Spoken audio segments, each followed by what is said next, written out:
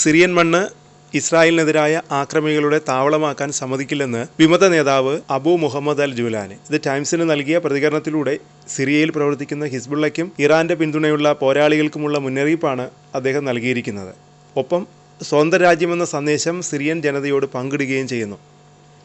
ഏതായാലും ഈ പ്രസ്താവന ഇറാനും വിമത സംഘടനകൾക്ക് മാത്രമല്ല ഇസ്രായേലിനും അമേരിക്കയ്ക്കുമുള്ള മറുപടിയായി മാറുമെന്ന് കരുതാം. കാരണം മുമ്പും ഇപ്പോഴും ഇസ്രായേൽ സിറിയയിൽ നരനായാട്ട് നടത്തിയിരുന്നത് സിറിയൻ മണ്ണിലെ ഹിസ്ബുള്ളയെയും ഇറാൻ പിന്തുണയുള്ള പോരാളികളെയും പാഠം പഠിപ്പിക്കുക എന്ന ലക്ഷ്യം വച്ചായിരുന്നു.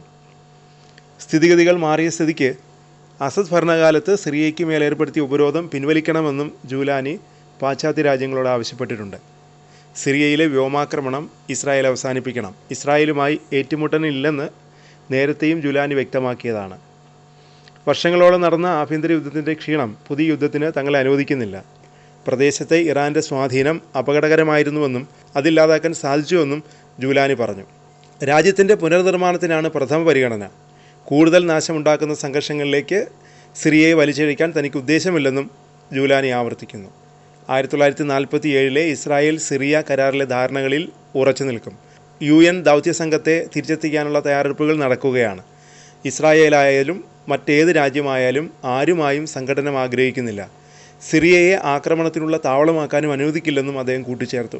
ഭരണമാറ്റ കാലത്തേക്കുള്ള പദ്ധതികളും സിറിയൻ ഭരണഘടനയും തയ്യാറാക്കാൻ കമ്മിറ്റികൾ രൂപീകരിക്കുമെന്നും അദ്ദേഹം അറിയിച്ചു.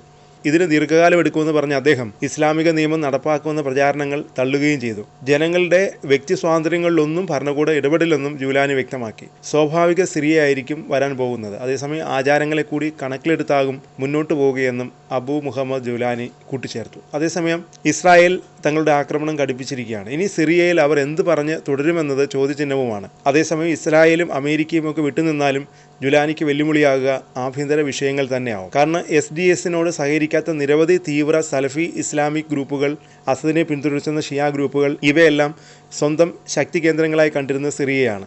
ആയുധസജ്ജരായി അവർ നിലയുറപ്പിക്കുമ്പോൾ സിറിയയിലെ സംഘർഷം എങ്ങനെ ഇല്ലാതാകുമെന്നത് ചോദ്യചിഹ്നമാണ്.